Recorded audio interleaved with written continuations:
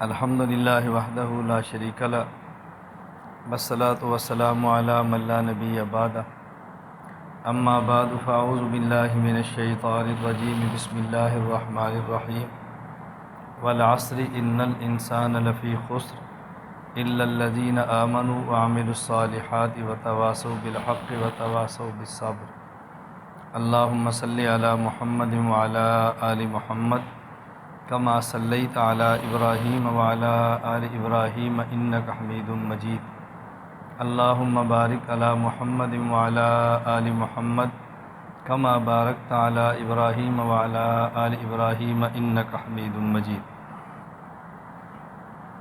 اس صورت مبارکہ میں اللہ رب العزت نے قسم اٹھا کر ایک مضمون بیان فرمایا ہے۔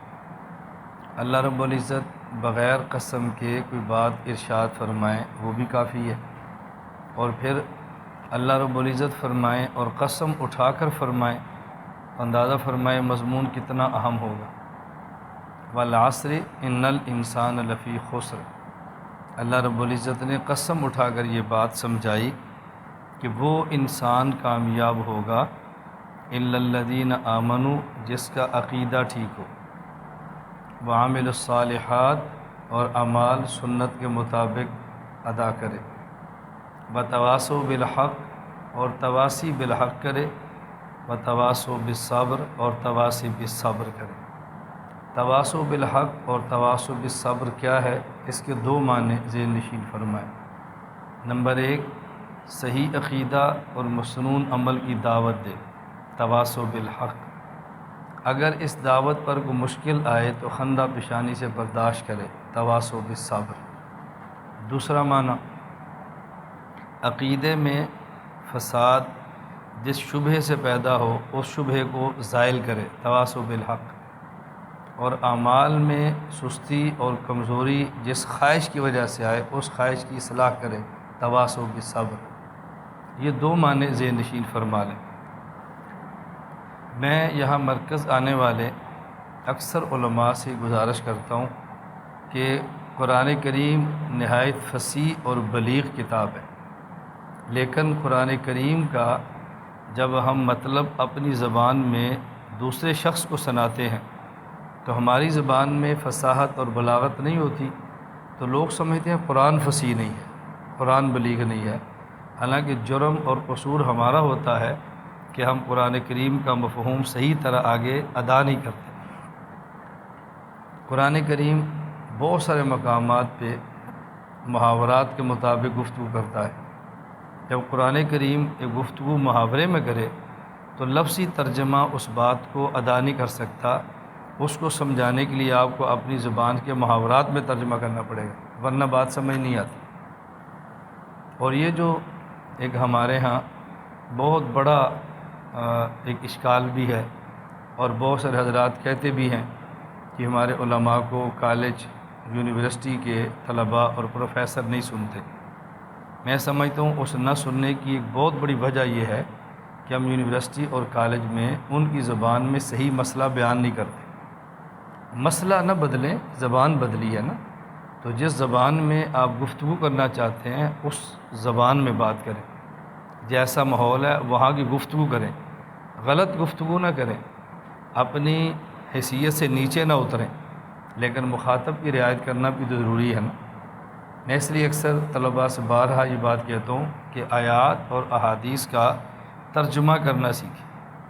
اب دیکھیں سورۃ العصر کا میں نے ترجمہ کیا کیا ہے؟ قسم ہے زمانے کی وہی انسان کامیاب ہوگا جس کا عقیدہ ٹھیک ہو، عمل سنت کے مطابق ہو، صحیح عقیدہ مسنون عمل کی دعوت دیتا ہو، اور اس دعوت پر مشکل آئے تو خندہ پیشانی سے برداشت کرتا ہو۔ اب پتہ چلتا ہے نا قرآن بہت فصیح کتاب ہے۔ اور جب آپ ترجمہ کریں قسم ہے زمانے کی، بے شک تحقیق انسان البتہ بیچ خسارے کے ہے مگر وہ لوگ جو ایمان لائے، یہ آج کی زبان نہیں ہے، یہ زبان متروک ہو گئی ہے۔ یہ زبان کبھی تھی لیکن اب نہیں ہے، تو جب اب نہیں ہے تو آپ اس زبان میں ترجمہ کیوں کرتے ہیں؟ آپ تفسیر عثمانی کا مقدمہ ایک بار ضرور پڑھیں، آپ واقعتاً تفسیر عثمانی کا ایک بار مقدمہ ضرور پڑھیں، اس سے آپ کو میری باتوں کا آپ کو اندازہ ہوگا کہ میں بات کیا کہنا چاہتا ہوں۔ اردو زبان میں حضرت شاہ صاحب کا بہترین ترجمہ ہے، موضوع القرآن کے نام سے چھپا ہوا ہے۔ اب اس ترجمے کی تصحیح کی ہے حضرت شیخ الہند نے، حضرت شیخ الہند نے اس کی تصحیح کی ہے۔ حضرت فرماتے ہیں اس زمانے کے اعتبار سے بہت زبردست تھا، حضرت شاہ صاحب نے یہ فرمایا، میں نے اس کا ترجمہ یہ کیا۔ اب حضرت شیخ الہند کی اردو نہیں ہے، اب اردو آج کے دور کی ہے، اب آپ اسی طرح بات کریں، یہ بہت ضروری ہے۔ میں نے ایک مرتبہ ہمارے ایک جامعہ امدادیہ کے استاد ہیں مولانا زاہد صاحب دامت برکات، میرے استاد بھی ہیں، تو میں نے ان سے گزارش کی کہ حکیم الامت مولانا اشرف علی تھانوی رحمۃ اللہ علیہ نے امداد الفتاویٰ میں عقائد کے عنوان پہ ایک رسالہ لکھا ہے، تمہید الفرش فی تحدید العرش، تمہید الفرش فی تحدید العرش، تو اس کا عربی زبان میں ترجمہ ہونا چاہیے، جسے کہتے ہیں تعریب، اس کی تعریب ہونی چاہیے۔ تو مجھے استاد جی فرمان لگے اس کی تعریب بعد میں ہونی چاہیے، پہلے اس کی تصحیح ہونی چاہیے، پہلے اس اردو کو تو کو سمجھے، عربی منتقل کرنا تو بعد کا مسئلہ ہے۔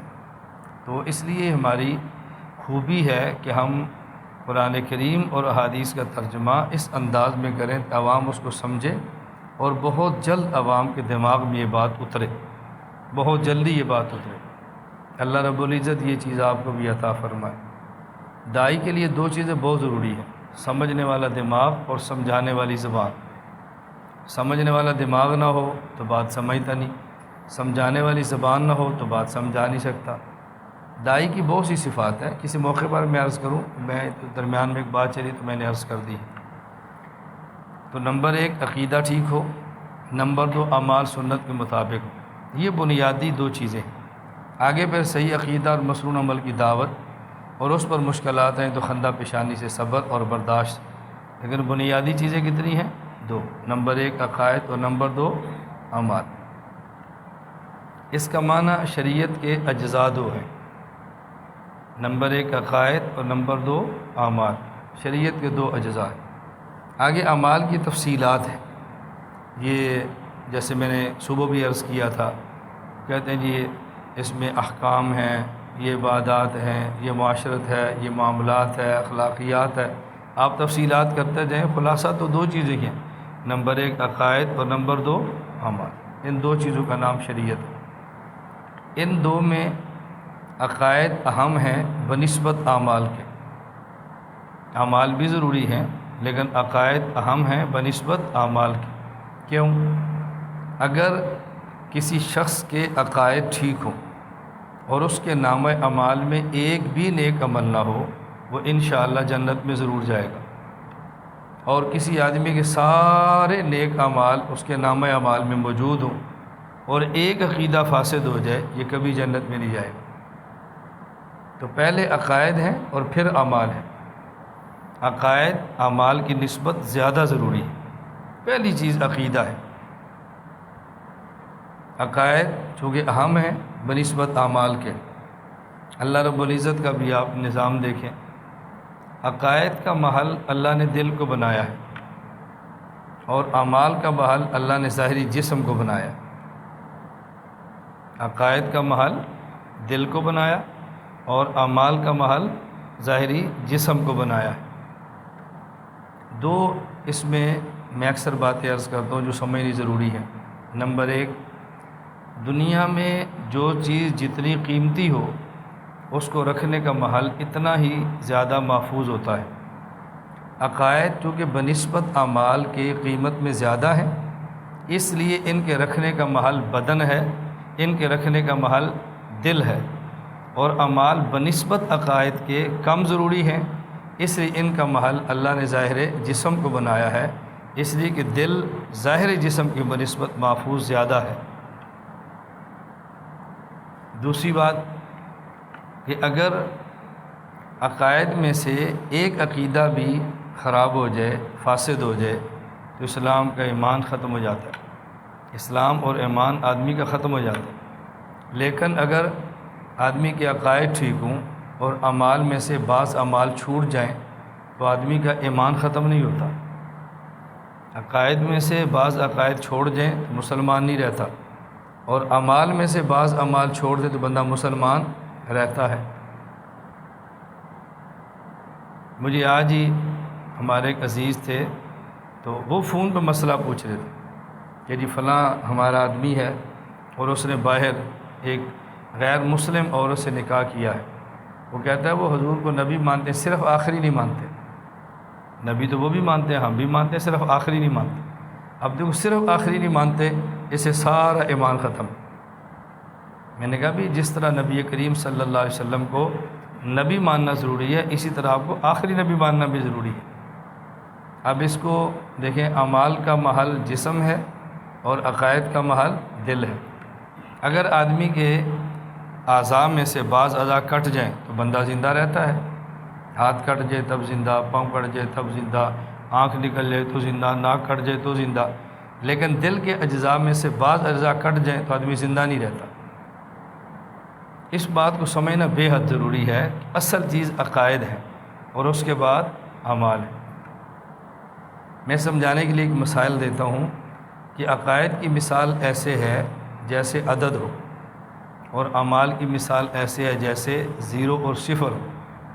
اب دیکھیں، اگر ایک کا عدد موجود ہو اور ساتھ کوئی بھی 0 نہ ہو تو ایک عدد کی قیمت ہے یا نہیں؟ اور اگر ایک عدد نہ ہو اور 10 صفریں ہوں، کوئی قیمت ہے؟ تو عقیدہ ایسے ہے جیسے عدد ہے، اور عمل ایسے ہے جیسے 0۔ عقیدہ عدد ایک ہو تب بھی قیمتی ہے، اور عدد ایک نہ ہو، صفریں 100 بھی ہوں، کوئی قیمت نہیں ہے۔ عقیدہ ٹھیک ہو، ساتھ کوئی نیک عمل نہ ہو، تب بھی اس کی قیمت ہوتی ہے، اور اگر عقیدہ نہ ہو، ساتھ ہزاروں عمل موجود ہو، ان عمل کی کوئی بھی قیمت نہیں۔ ایسے ہی ہے۔ اچھا، دوسری اس میں بات سمجھیں، اگر ایک عدد موجود ہو اور ساتھ آپ ایک صفر لگائیں تو کتنے بنیں گے؟ 10۔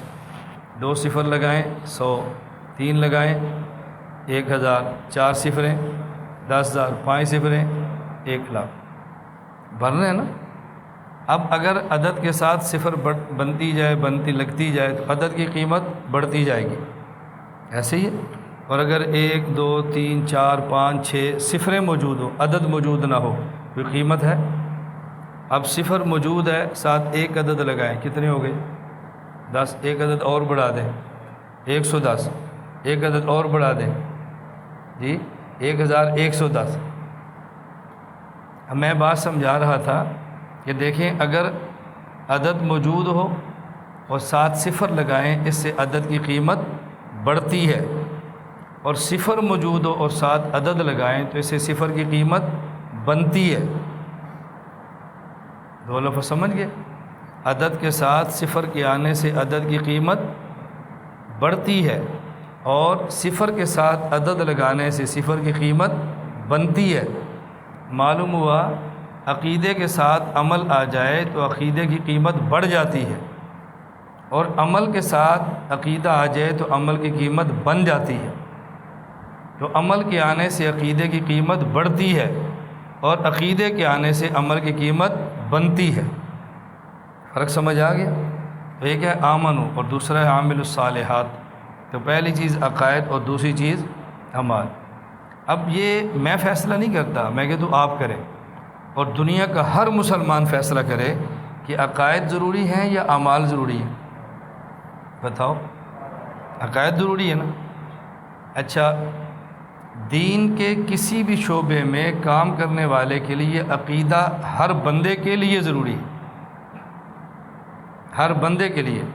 ایک شخص تبلیغی جماعت سے وابستہ ہے، وہ کہتا ہے جی ہمارا مزاج تو دعوت و تبلیغ ہے، ہم سیاست نہیں کرتے، ٹھیک ہے۔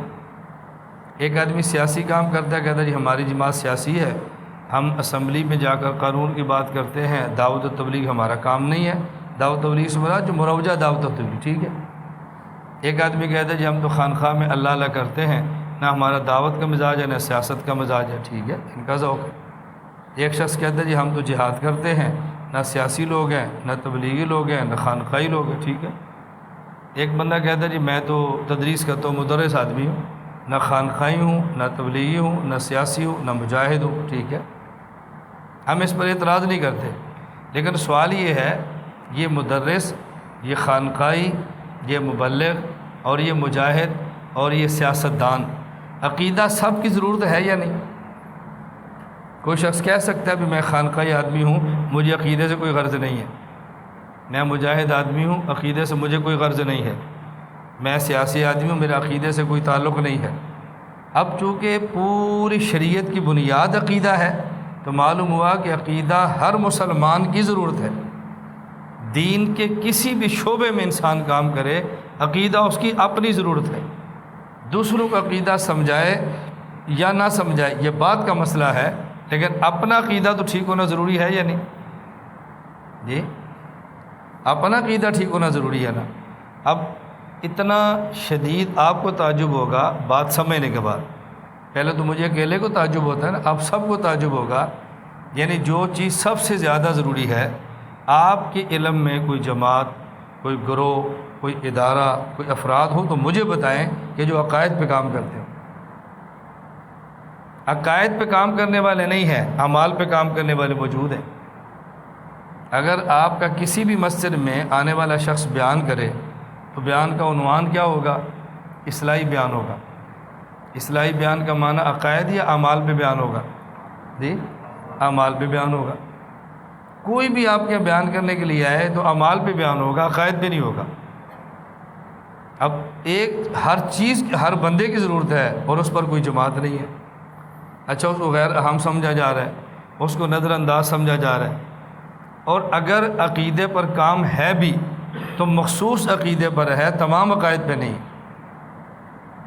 میں کسی جماعت کی تردید نہیں کر رہا، میں آپ کو بنیادی بات سمجھا رہا ہوں تو آپ کے ذہن میں آئے کہ جو یہاں پڑھنے کے لیے آپ تشریف لائے ہیں نا، ہمارا طرز کیا ہے، ہم کام کیا کرتے ہیں، ہم پڑھاتے کیا ہیں، آپ کا ذہن بنے تھوڑا سا۔ یہ میں اس لیے بنیادی باتیں عرض کر رہا ہوں۔ ایک اگر جماعت ہے وہ کام کر رہی ہے، اس کا عنوان ختم نبوت ہے، وہ کہتے ہیں پورے دین کی بنیاد یہ ہے، بالکل ٹھیک ہے، ہمارا ایمان ہے ختم نبوت پہ کام کرنا چاہیے اور پورے دین کی بنیاد ہے، اس میں کوئی دوسری رائے نہیں۔ ہم عظمت صحابہ پہ کام کرتے رضی اللہ عنہ، صحابہ دین کے گواہ ہیں، اگر گواہ ختم ہو جائے تو کیس ختم ہو جاتا ہے، کوئی ہمیں اعتراض نہیں ہے، کرنا چاہیے، ہم کب انکار کرتے ہیں۔ کوئی ایک شخص ہے وہ مسئلہ حیات النبی پر لگے ہیں کہ حضور کی ذات کا مسئلہ ہے اور بہت بڑا فتنہ ہے جس کے خلاف ہم کار کرتے ہیں، ہمیں کوئی اعتراض نہیں ہے۔ ہم نے جو کام شروع کیا ہے، مرکز اہل سنت والجماعت یا عالمی اتحاد اہل سنت والجماعت، جو ہم نے کام شروع کیا ہے، ہم کیا کرتے ہیں؟ ہم کہتے ہیں ہم تمام عقائد پر کام کریں، تمام عقائد سکھائیں گے، عقیدہ توحید بھی، عقیدہ نبوت بھی، عقیدہ بعث بھی، عقیدہ عظمت صحابہ بھی، عقیدہ ختم نبوت بھی، عقیدہ حیات النبی بھی، جو عقائد ہیں ہم سب کا کام کریں گے۔ کیوں؟ ہمارا عنوان ایک عقیدہ نہیں ہے، ہمارا عنوان پورا دین، ہمارا عنوان۔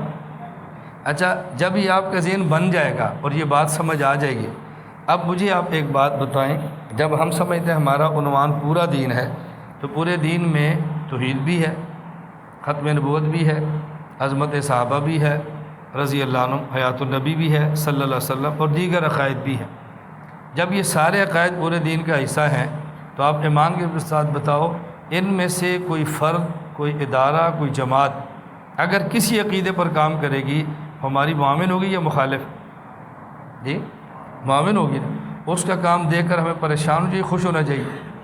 اگر کوئی جماعت عقائد پر کام کرتی ہے اور اس کا کام بڑھتا ہے، عالمی اتحاد اہل سنت والجماعت یا مرکز اہل سنت والجماعت یا مجھ سے تعلق رکھنے والا بندہ ان کے بڑھنے سے پریشان ہوتا ہے، تو میں سمجھتا ہوں کہ یہ جھوٹ بولتا ہے، یہ اپنے عقیدے کے اندر مخلص نہیں ہے۔ اگر مخلص ہوتا تو ان کے کام سے خوش ہوتا، پریشان نہ ہوتا۔ اس لیے میں الحمدللہ اللہ کا شکر ادا کرتا ہوں، ہمارے مسلک کی صحیح العقیدہ جتنی جماعتیں ہیں وہ جتنا بھی کام کریں، ہم ان کے ساتھ جس حد تک ممکن ہو تعاون کرتے ہیں، نہ کر سکے تو دعائیں مانگتے ہیں، نہ کر سکے تو کلمہ خیر کہتے ہیں۔ ہم اپنے مسلک کی کسی جماعت اور کسی فرد کے خلاف کلمہ شر نہیں کہتے، نہ خلوت میں، نہ جلوت میں، نہ کارکن سے، نہ طالب علم سے، نہ استاد سے، نہ اپنے مریدوں اور متعلقین سے۔ کیوں؟ یہ ہمارے معاونین ہیں اور معاونین کا شکریہ ادا کرتے ہیں، معاونین کے خلاف بولا نہیں کرتے، ذہن سازی نہیں کیا کرتے۔ میں یہ بات اس لیے کہتا ہوں، اگر آپ اپنے کام کے ساتھ مخلص ہیں، جمعیت کام کرے آپ خوش ہوں گے، عظمت صحابہ پر کام ہو آپ خوش ہوں گے، اور ختم نبوت پر ہو آپ خوش ہوں گے، دعوت تبلیغ کا کام ہو آپ خوش ہوں گے، خانقاہ کا کام ہو آپ خوش ہوں گے، کوئی مدرسہ ہمارے گاؤں میں دوسرا بنے اور چل پڑے ہم اس پہ خوش ہوں گے۔ اگر ہم اس پہ پریشان ہوتے ہیں، اس کا معنی کہ ہم اپنے کام کے ساتھ مخلص نہیں۔ یہ بہترین معیار ہے یہ اخلاص پرکھنے کا نا کہ فلاں بندہ مخلص ہے کہ نہیں۔ اور جب آپ کام شروع کریں گے، یہ باتیں میں اب نہیں کہتا، یہ میں پھر کسی مجلس میں کہوں گا، اشارہ صرف میں دیتا ہوں، میں اپنے طلباء جب فارغ ہوتے ہیں یا دوران تعلیم میں سمجھاتا ہوں کہ آپ کام کرتے ہیں اور جس موضوع پر آپ کام کرتے ہیں سب سے پہلے آپ کی مخالفت وہ کریں گے جو اسی موضوع پر پہلے کام کر رہے ہیں۔ حالانکہ ان کو تو خوش ہونا چاہیے، ان کو کیوں پریشان ہو، ان کو تو خوش ہونا چاہیے، یہ تو بہت اچھی بات ہے، ہمارا ایک اور معاون آ گیا۔ اور میں الحمدللہ کا شکر ادا کرتا ہوں، آپ ہمارے پاس 1 سال ٹھہریں گے، آپ 10 سال ٹھہریں، آپ کو خلوت اور جلوت میں اپنے مسلک کے اپنے افراد کے خلاف انشاءاللہ ہماری زبان سے کوئی جملہ نہیں نکلے گا انشاءاللہ۔ مجھے کل ایک ساتھی کا کویت سے فون آیا، میں نام نہیں لیتا، اس نے واٹس ایپ پہ کال کی، پھر کال کی، پھر کال کی، تو میں نے کہا واٹس ایپ پہ کال نہیں ہو رہی، آپ براہ راست فون پہ بات کریں، تو پھر میں نے واپسی فون کر دی۔ میں نے کہا وہ لوگ واٹس ایپ پہ کال کرتے کہ فری ہے، 2 پیسے خرچ کرنے سے ڈرتے ہیں، اور میں اس سے پرواہ نہیں کرتا، جب کام ہو کہتے لگائے پیسے۔ اور میں آپ سے بھی کہتا ہوں، اپنے سادہ سے بھی کہتا ہوں، بھئی کام ہو 1 لاکھ روپیہ خرچ کرو، اور اگر کام نہیں ہے تو 1 روپیہ خرچ کرنا بھی فضول ہے، نہ خرچ کرو۔ ضرورت نہیں ہے تو 1 پیسہ بھی خرچ نہ کرو، ضرورت ہے تو 1 لاکھ بھی خرچ کر دو، ہمیں اس سے کوئی تکلیف نہیں۔ میں نے واپسی فون کیا، میں نے کہا کیا مسئلہ ہے؟ اب اس نے مجھے کوئی 2-4 باتیں کی کہ استاد جی آپ کے خلاف فلاں میسج آیا ہے، فلاں میسج آیا ہے، فلاں آیا ہے، فلاں آیا ہے۔ میں نے کہا پھر کہتا ہے یار ان کو ایسا نہیں کرنا چاہیے۔ میں نے کہا یہ مجھے فون نہ کریں، یہ ان کو فون کریں، ایسا نہیں کرنا چاہیے تو مجھے تو فون نہ کریں۔ کہتا مجھے دکھ ہو رہا ہے۔ میں نے کہا اپنا دکھ مجھے نہ سنائیں، آپ ان کو سنائیں، میری طرف سے آپ نے آج تک کوئی قول یا فعل اپنوں کے خلاف کبھی سنا ہے؟ مجھے کہتا ہے میں یہی تو خوشی ہے، اور ہمیں رونا ہے جب آپ نہیں کرتے، وہ کیوں کرتے ہیں؟ میں نے کہا جو کرتے ہیں آپ اس سے پوچھیں، مجھے کیوں کہتے ہیں؟ میں تو ان کے لیے دعائیں کرتا ہوں اور آئندہ بھی کروں گا انشاءاللہ العزیز۔ ہماری زبان سے کبھی نہ آپ نفرت سنیں گے، نہ کلمہ بد دعا سنیں گے، نہ کلمہ شر سنیں گے، نہ خلوت نہ جلوت میں مخالفت سنیں گے۔ ہماری زندگی بہت تھوڑی ہے، ہم اپنی تھوڑی زندگی کو اپنوں کے خلاف لگا کر اپنی عاقبت اور آخرت تباہ نہیں کرنا چاہتے۔ بس تھوڑی زندگی اپنے مسلک کے اوپر خرچ کرو، غیروں کے خلاف بولو، جتنی اللہ توفیق عطا فرمائے اسی میں خیر ہوتی ہے۔ تو میں عرض کر رہا تھا، نمبر 1 عقیدہ اور نمبر 2 مسنون عمل۔ اللہ رب العزت نے قسم اٹھا کر یہ مضمون سمجھایا ہے، یہ کامیاب وہ شخص ہوگا، نمبر 1 عقیدہ ٹھیک ہو، نمبر 2 عمل سنت کے مطابق، نمبر 3 صحیح عقیدہ مسنون عمل کی دعوت، نمبر 4 وہ دعوت پر مشکل آئے تو خندہ پیشانی سے برداشت کریں، چھوڑنا نہیں ہے۔ ایک آدمی 70 سال کام کرتا رہے اور مرنے سے 1 دن پہلے حالات سے تنگ آ کر کہہ دے کہ میں نے چھوڑ دیا، اس کی تاریخ کبھی اچھی نہیں ہوتی۔ 1 دن پہلے چھوڑ دے، اس کی 70 سال پر پانی پھر جاتا، پانی پھر گیا۔ اس لیے موت تک یہ کام کرنا ہے، اور قبر کی مشکلات دنیا کی مشکلات سے سخت ہے۔ قبر کی گرمی یہاں کی گرمی سے سخت ہے، قبر کی مار دنیا کی مار سے سخت ہے، اور جو یہاں برداشت کرتا ہے اللہ اس کو آخرت میں محفوظ فرما دیتے ہیں، اللہ اس کو آخرت میں نجات دیتے ہیں۔ بس اپنی آخرت کو سامنے رکھ کے کام میں لگے رہیں۔ تو میں نے آپ کے سامنے یہ بات کی ہے کہ 4 چیزیں بنیادی ہیں، یہ بات ذہن میں آ گئی؟ اب تھوڑی سی بات آپ اور سمجھ لیں۔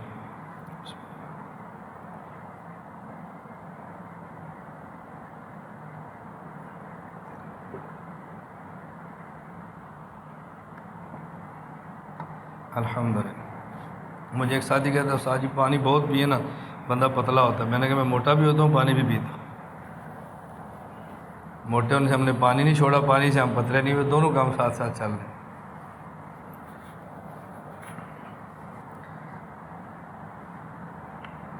اب آگے بات سمجھیں، یہ بڑی بنیادی بات ہے، یہ آپ سمجھ گئے نا تو آپ کو پورے سال میں بڑی آسانی رہے گی۔ صحیح عقیدہ اور مسنون عمل، یہ علماء کی بھی ضرورت ہے اور غیر علماء کی بھی ہے، لیکن علماء کی غیر علماء سے زیادہ ضرورت ہے۔ صحیح عقیدہ مسنون عمل علماء کی بھی ضرورت ہے اور غیر علماء کی بھی ضرورت ہے، لیکن علماء کی ضرورت غیر علماء سے زیادہ ہے۔ کیوں؟ اگر ایک مسجد میں ایک امام ہے، 500 مقتدی ہے، ان 500 مقتدیوں میں سے 50 مقتدی فاسد العقیدہ ہیں، ایک امام اور 450 مقتدی صحیح العقیدہ ہیں۔ امام صاحب نماز پڑھاتے ہیں، امام صاحب کی اور 450 مقتدی صحیح العقیدہ کی نماز ہو جائے گی، اور جو 50 فاسد العقیدہ ہیں ان کی نماز نہیں ہوگی، چونکہ نماز کی بنیاد عقیدے پر ہے۔ لیکن اگر ایک امام صحیح العقیدہ ہو، ایک امام فاسد العقیدہ ہو، اور مسجد کے 500 مقتدی سارے صحیح العقیدہ ہوں، امام ایک ہو اور فاسد العقیدہ، اور مسجد کے 500 مقتدی صحیح العقیدہ، تو امام کی نماز بھی نہیں ہوگی اور مقتدیوں کی نماز بھی۔ تو دیکھو 500 میں سے 50 فاسد العقیدہ ہوں تو اتنا نقصان نہیں ہے جتنا امام کے فاسد العقیدہ ہونے سے نقصان۔ اب اس کا معنی یہ ہے کہ امام کا صحیح العقیدہ ہونا غیر علماء سے اور مقتدی سے زیادہ ضروری ہے۔ اسی طرح مقتدی کے اعمال بھی ٹھیک ہونے چاہیے، عوام کے اعمال بھی ٹھیک ہونے چاہیے، غیر علماء کے اعمال بھی سنت کے مطابق ہونے چاہیے، لیکن علماء کے اعمال کا سنت کے مطابق ہونا یہ غیر علماء سے زیادہ ضروری ہے۔ اس کی وجہ ایک تو آخرت کا مسئلہ ہے کہ صحیح اگر سنت کے مطابق اعمال ہوں گے تو اس پر اجر ملے گا، ثواب ملے گا، جنت ملے گی۔ اگر سنت کے مطابق نہیں ہوں گے تو آدمی جنت کی نعمت سے محروم ہے اور رسول اللہ صلی اللہ علیہ وسلم کی شفاعت سے محروم ہے۔ آخرت کا معاملہ ہے۔ یہ بات سمجھ آئی؟ میں کہہ رہا تھا کہ مسنون اعمال غیر علماء کے لیے بھی ضروری ہیں، لیکن علماء کے لیے غیر علماء سے زیادہ ضروری ہے۔ ایک وجہ آخرت کی ہے، وہ تو عقیدہ عمل سب کے اندر ہے، سنت کے مطابق اعمال کریں گے جنت ملے گی، رسول اللہ صلی اللہ علیہ وسلم کی شفاعت ملے گی، حوض کوثر سے ہمیں جام کوثر ملے گا، یہ سب اپنی جگہ پر ہے۔ میں دنیاوی کے اعتبار سے کہتا ہوں، اب دیکھو ایک امام ہو اور وہ داڑھی سنت کے مطابق رکھی ہو، اس کے پیچھے 500 مقتدی ہیں، اور اللہ نہ کرے خدا نہ کرے سب کی داڑھی خلاف سنت ہو، وہ مٹھی سے کم کٹاتے ہوں یا وہ منڈاتے ہوں، کیونکہ منڈانا اور مٹھی سے کم کترانا گناہ میں دونوں برابر ہے۔ بعض اعتبارات سے مٹھی سے کم رکھنا یہ داڑھی منڈانے سے بھی بڑا گناہ شمار ہوتا ہے۔ جو داڑھی منڈاتا ہے وہ سمجھتا ہے میں گناہ کرتا ہوں، اور جو مٹھی سے کم رکھ کے کتراتا ہے وہ سمجھتا ہے میں گناہ نہیں کرتا، میری داڑھی ہے، اس کو توبہ کی توفیق بھی نہیں ہوگی، اور وہ کبھی توبہ تو کر لے گا۔ فرق ہے نا اس میں۔ اب دیکھو خدا نہ کرے 500 مقتدی اور سب داڑھی منڈے ہیں، اور امام صاحب کی داڑھی سنت کے مطابق ہے، تو لوگ دین سے متنفر نہیں ہوں گے۔ کیوں؟ دین سے محبت اور نفرت کے لیے مقتدا کو دیکھا جاتا ہے، مقتدی نہیں دیکھے جاتے۔ اور اگر جو ایک امام ہے اور 500 مقتدی کی داڑھی سنت کے مطابق ہو اور مسلح والا امام داڑھی منڈا دے، اب لوگ دین سے کٹیں گے، یہ کیسا مولوی صاحب ہے، یہ کیسا دین ہے، یہ کیسی بات ہے۔ تو عوام کے لیے بھی ضروری ہے، لیکن علماء کے لیے غیر علماء سے زیادہ ضروری ہے۔ اب ایک آدمی داڑھی بھی منڈا لے، اللہ نہ کرے، اور پینٹ شرٹ بھی پہن لے، اور خدا نہ کرے اپنے ہاتھ میں جام بھی پکڑ لے، اور لوگ یہ کہ جی مولانا صاحب ہیں، لوگ کتنی نفرت کریں گے۔ اور بے دین آدمی یہ سارے کام کرے تو اتنی نفرت نہیں ہوتی جتنی عالم کام کرے تو پھر نفرت معاشرے میں بڑھتی ہے۔ تو میں آمن و عامل صالحات پہ عرض کر رہا تھا کہ صحیح عقیدہ اور مسنون اعمال غیر علماء کے لیے ضروری ہیں، لیکن علماء کے لیے غیر علماء سے زیادہ ضروری ہے۔ بات سمجھ آ گئی؟ اسی حوالے سے اب ایک بات اور سمجھو۔ اب تواصو بالحق اور تواصو بالصبر اس پہ آتے ہیں، یہ بہت زیادہ ضروری ہے دونوں باتیں سمجھنا، تواصو بالحق اور تواصو بالصبر اور آمن و عامل الصالحات۔ اب گویا اس آیت میں اللہ رب العزت نے اس صورت میں اللہ رب العزت نے 4 باتیں ارشاد فرمائی۔ نمبر 1 آمن، نمبر 2 عامل الصالحات، نمبر 3 تواصو بالحق، اور نمبر 4 تواصو بالصبر۔ ان میں سے 2 چیزیں ایسی ہیں جو علماء اور غیر علماء دونوں کے لیے ہیں، اور 2 چیزیں ایسی ہیں جو غیر علماء کے نہیں، صرف علماء کے لیے۔ آمنو صحیح عقیدہ، عامل الصالحات مسنون عمل، یہ علماء اور غیر علماء دونوں کے لیے ضروری ہے۔ تواصو بالحق اور تواصو بالصبر، اس کا جو میں نے معنی کیا وہ سمجھیں تو پھر آپ فیصلہ کریں گے یہ علماء کے لیے غیر علماء کے لیے۔ عقائد میں فساد آتا ہے شبہات کی وجہ سے، اور اعمال میں فساد آتا ہے خواہشات کی وجہ سے۔ شبہات کی اصلاح کا نام تواصو بالحق، اور خواہشات کی اصلاح کا نام تواصو بالصبر۔ اب شبہات کا ازالہ عوام نہیں کر سکتی، علماء کریں گے۔ خواہشات کی اصلاح غیر عالم نہیں کر سکتا، علماء کریں گے۔ تو معلوم ہوا آمنوا عملوا الصالحات، یہ علماء اور عوام دونوں کی ضرورت ہے۔ اور اس شبہات کی کا اصلاح تواصو بالحق، اور خواہشات کی اصلاح تواصو بالصبر۔ شبہات کی اصلاح تواصو بالحق، اور خواہشات کی اصلاح تواصو بالصبر۔ یہ عوام کا کام نہیں ہے، یہ علماء کا کام ہے۔ اب آپ بتائیں یہ کتنا بڑا المیہ ہوگا کہ جن علماء نے شبہات کا اصلاح کرنی، شبہات کی اصلاح کرنی ہے، تو خود علماء شبہات کے اندر ہوں۔ جن نے عقائد میں آنے والے شک کو دفع کرنا ہے، ان کو خود ہی عقائد کے اندر شک ہو، ان کو خود شبہات ہوں، عوام کی اصلاح کیسے کریں؟ تو ہمارے ہاں یہ جو تخصص ہے، اس کی بنیادی جو ضرورت ہے، یا یوں کہہ رہے ہیں کہ ہم بنیادی جو مقصد ہے، بنیادی مقصد اس کا یہ ہے، یہاں پر آنے والے علماء وہ عقائد پڑھیں، مسنون اعمال پڑھیں، عقائد اپنائیں، مسنون اعمال کے مطابق زندگی گزاریں، اور شبہات کی اصلاح کر کے امت کے سامنے نکھار کر عقائد کو پیش کریں۔ اسی طرح جو ہمارے مسائل فقہ ہیں، ان پر جو اعتراضات ہیں ان کو دلائل کے ساتھ رفع کریں، بس یہ ہمارا بنیادی مقصد ہے۔ آپ اس کا اہتمام کرو گے نا بھی انشاءاللہ۔ اس پر آپ کو تھوڑی سی محنت بھی کرنی پڑے گی، آپ کو اپنے کو کھپانا بھی پڑے گا، کچھ آپ کو مشقت بھی برداشت کرنی پڑے گی، لیکن سب برداشت کر لیں انشاءاللہ۔ ایک آدھ سال آپ نے مشکل میں گزار لیا تو زندگی بھر آپ کو اندازہ ہوگا کہ آپ کو فائدہ کتنا ہوا۔ ظہر کی نماز کے بعد چونکہ درجہ کتب کا تکرار ہے، اس سر ہم نے یہی فیصلہ کیا ہے کہ انشاءاللہ صبح 6 بجے سبق شروع ہوگا اور 12 بجے ختم ہوگا، اور پہلے وقت میں سارے اسباق ختم ہو جائیں گے۔ 1 گھنٹے کے بجائے 60 منٹ کی بجائے 50 منٹ کا گھنٹہ ہوگا، اسباق ختم ہو جائیں گے۔ ظہر کے بعد درجہ کتب کا تکرار ہے، اور درجہ تخصص کا ظہر کے بعد بھی سبق ہے، کبھی سبق ہے کبھی تکرار ہے، چونکہ ان کے ترتیب درجہ کتب سے بالکل الگ تھلگ چلتی ہے۔ تو پھر ہم نے یہی مشورے میں طے کیا کہ اب انشاءاللہ ہم کوشش کریں گے 1 ہفتے کے اندر، یہ عقائد کا بڑا بظاہر چھوٹا سا کتابچہ ہے، بظاہر چھوٹا سا، اس کو متن بنا کے تھوڑی سی تفصیل کے ساتھ عقائد انشاءاللہ ہم کوشش کریں گے ہفتہ سے لے کر جمعرات تک، اللہ کرے کہ ہم اس کو ایک چھوٹا سا کتابچہ مکمل کر لیں، اور اس میں درجہ کتب اور درجہ تخصص کے سارے طلباء اکٹھے بیٹھیں اور سارے پڑھ لیں۔ میں سمجھتا ہوں کہ درجہ کتب کے طلباء چھوٹے ہیں، بہت ساری باتیں ان کو سمجھ نہیں آنی، اگر یاد تو کر لیں گے نا، آج نہ سمجھیں، جب بڑے ہوں گے تو پھر انشاءاللہ ان کو مزہ آئے گا۔